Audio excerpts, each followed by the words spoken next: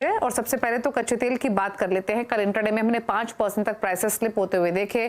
26 नवंबर को ओपेक की मीटिंग होनी थी जो कि पोस्टपोन होकर अब 30 नवंबर को ओपेक प्लस की मीटिंग एक्सटेंड होते हुए दिखाई दी है। हालांकि रविंद्र, पहले से अनुमान तो ये लगाया जा रहा है कि कट्स थोड़े से डीपन हो सकते हैं, सप्लाई कट एक्सटेंड होंगे, बट कैसे देखते हैं आप इस डेवलपमेंट को और जो रिएक्शन हमने कच्चे तेल में आते हुए देखा उसके पीछे के खास वजह आप क्या देखते हैं? Good morning Deepali. दीपाली, मेरे हिसाब से कल जो ओपेक का डिसीजन हुआ कि 30th तक जाएगा, I think that is creating little bit of uncertainty, क्योंकि जो ओपेक के कुछ देश है वो शायद प्रोडक्शन, उनका जो प्रोडक्शन कोटा है उसके हिसाब से कट नहीं कर रहे हैं और उसी वजह से सऊदी ने अपना एक नाराजगी दिखाया है। तो I think this is creating some kind of an uncertainty. But अगर प्राइजेस मेरे हिसाब से अगर $70 के नीचे जाता है WTI में, then there is a possibility ये जो एक्सटेंशन है वो आएगा और उस वजह से क्रूड को नीचे में एक सपोर्ट मिलेगा। उसके अलावा अगर दूसरे रीजन देखें तो यूएस से जो इन्वेंट्री है वो लगातार बढ़ते जा रही है। कल का EIA इन्वेंट्री में भी हमने एक अपसाइड देखा था और उसी वजह से क्रूड में एक प्रेशर बना हुआ है। हालांकि मैं ये कहूंगा कि क्रूड में अभी एक रेंज बाउंड मूवमेंट चल रहा है। ओपेक की मीटिंग जो है 30th की वो काफी इंपॉर्टेंट होगी। तब तक के लिए मुझे लगता है कि एक रेंज बाउंड मूव ही रहेगा क्रूड में। लोअर लेवल्स पे $72 का एक अच्छा सपोर्ट है और अपसाइड में 80 से लेके $81 का एक रेजिस्टेंस है। तो मेरे हिसाब से 72 ब्रीच करना थोड़ा सा मुश्किल है। अगर वो ब्रीच हो जाता है तो फिर इट माइट स्लिप बिलो $70, जो एज ऑफ नाउ थोड़ा सा मुश्किल लग रहा है। हो सकता है कि ओपेक मीटिंग में अगर कुछ खास निकल के नहीं आए तो फिर हम एक डाउनसाइड देख सकते हैं। बट मेरे हिसाब से ये रेंज में ट्रेड करेगा। अगर इनिशियल जो सपोर्ट है वो अराउंड $76 का है, $76 के नीचे $72 would be a good support. तो मेरे हिसाब से 74 से लेके $78 के बीच में क्रूड ट्रेड करना चाहिए। MCX की अगर बात करें तो अराउंड 6100 से 6000 का एक सपोर्ट है, अपसाइड 6500 का एक रेजिस्टेंस है। तो मेरे हिसाब से जब भी ये 6000 6100 पे आएगा, बाइंग रीएमर्ज हो सकती है और अपसाइड में 6500 से 6600 के आसपास एक सप्लाई दिख सकता है। तो मुझे लगता है कि जब तक कोई कॉन्क्रीट आउटकम नहीं आता तब तक क्रूड में एक नेगेटिव बायस रहेगा, बट ओवरऑल रेंज में रहेगा। तो एटलीस्ट ओपेक प्लस मीटिंग तक तो गोल्ड जो कच्चा तेल है, माफ कीजिए, वो रेंज में ही रहने वाला है। MCX की बात करें तो 6100 से ऊपर की तरफ 6500 6600 तक रहने की पॉसिबिलिटी है और अगर ब्रेंट की बात करें तो नीचे 72 और ऊपर की तरफ 81 के आसपास कच्चा तेल रहना चाहिए।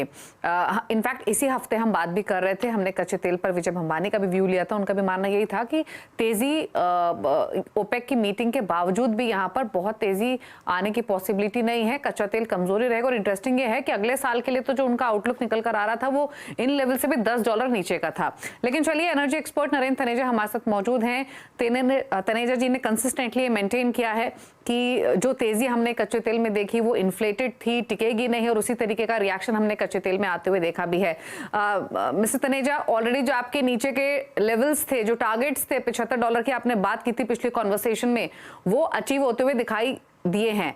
अब ओपेक प्लस मीटिंग का पोस्टपोन, जिसको लेकर कहीं ना कहीं कंसर्न्स ये इमर्ज हो रहे हैं कि शायद प्रोड्यूसर्स जो एंटिसिपेट किया जा रहा था उससे कम आउटपुट कट करने के लिए तैयार हैं और यही वजह है हमने एक इंट्राडे में रिएक्शन आते हुए देखा।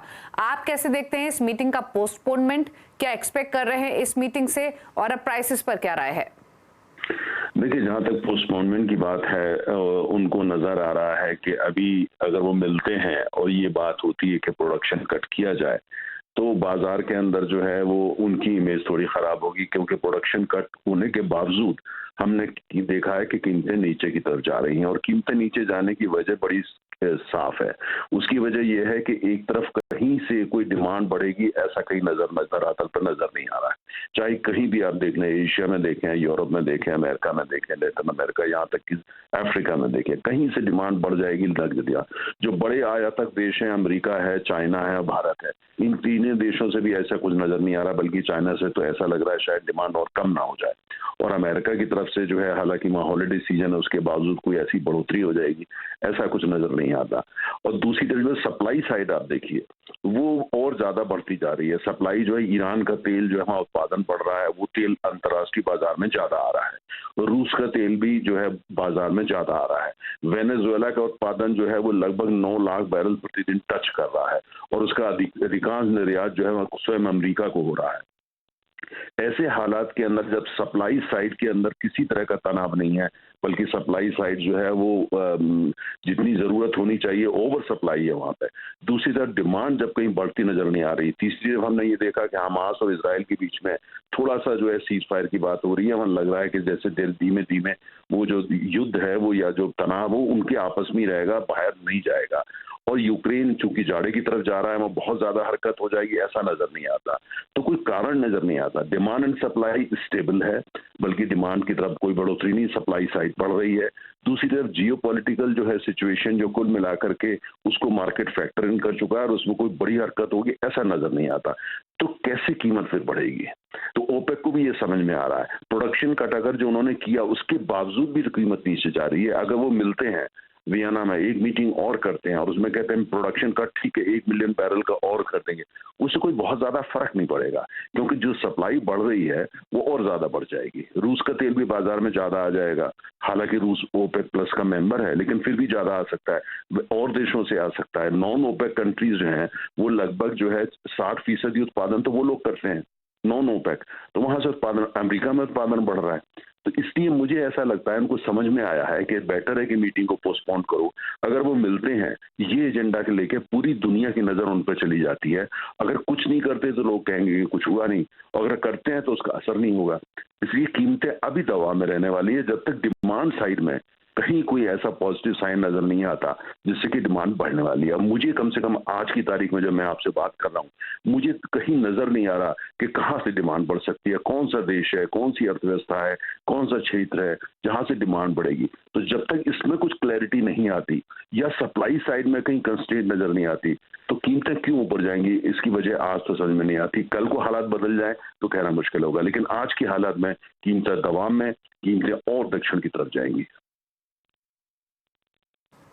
तो फिर अब रेंज क्या देख रहे हैं तनेजा जी इन स्तरों से ब्रेंट की?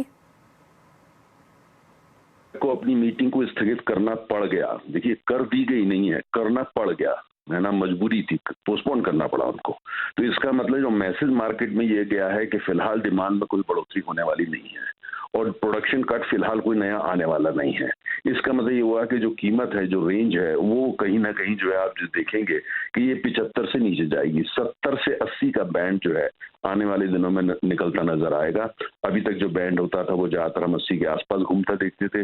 मुझे लगता है कि वो 70 और 80 की तरफ जा रहा है, और जो एवरेज निकल के आ सकता है आने वाले महीनों में, वो अगर कोई जियोपॉलिटिकल ट्रिगर हो जाए तो एक अलग बात होगी, या जाड़ा बहुत ज्यादा सख्त पड़ जाए तो एक अलग बात होगी, या कोई बड़े फैसले COP28 जो अबू धाबी में हो रही है तेल के खिलाफ वहां ले लिए जाए तो वो एक अलग बात होगी। अगर ऐसा कुछ नहीं होता तो मुझे लगता है 70 से 80 का बैंड, और कीमत जो है वो 70 और 75 का एवरेज, उसकी तरफ लगता है कि बाजार बढ़ रहा है। मैं ब्रेंट की बात कर रहा हूं, लगता है उस तरफ बढ़ रहा है। लेकिन यह है, जैसे मैंने ये कहा, 3 फैक्टरों पर नजर रखनी पड़ेगी। कोई जियोपॉलिटिकल ट्रिगर नहीं होना चाहिए। दूसरा, हमको इस पर नजर रखनी पड़ेगी COP28 में किस तरह के फैसले लिए जाते हैं जो अबू धाबी में मीटिंग शुरू होने वाली है। और तीसरा, हमको ये देखना पड़ेगा कि कहीं पे ऐसा है कि चाइना या कहीं से कोई डिमांड साइड में कोई सरप्राइज ना निकल के आ जाए। ओके, चलिए शुक्रिया तनेजा जी अपने व्यूज देने के लिए। तो 70-75 ये एक एवरेज लेवल एक्सपेक्टेड है, 70-80 के बीच में ही रह सकता है। सिमिलर व्यू आपको रविंद्र ने भी दिया। लेकिन ओपेक की मीटिंग पर अब नजरें बनी हुई हैं, देखना होगा क्या आउटकम निकल कर आएगा। लेकिन जो बात तनेजा जी ने कही वो बिल्कुल वाजिब है, डिमांड है नहीं, सप्लाई कितनी कट करेंगे ये देखना होगा। यूएस में भी जो लेटेस्ट डेटा आया है स्टॉक पाइल का, वो भी एक्सपेक्टेशन से ज्यादा बढ़कर आया है। तो कंसर्न्स तो हैं, और यही कारण है कि हमने प्रेशर कच्चे तेल में लगातार बनते हुए देखा है। लेकिन चलिए आगे बढ़ेंगे और अब बात कर लेते हैं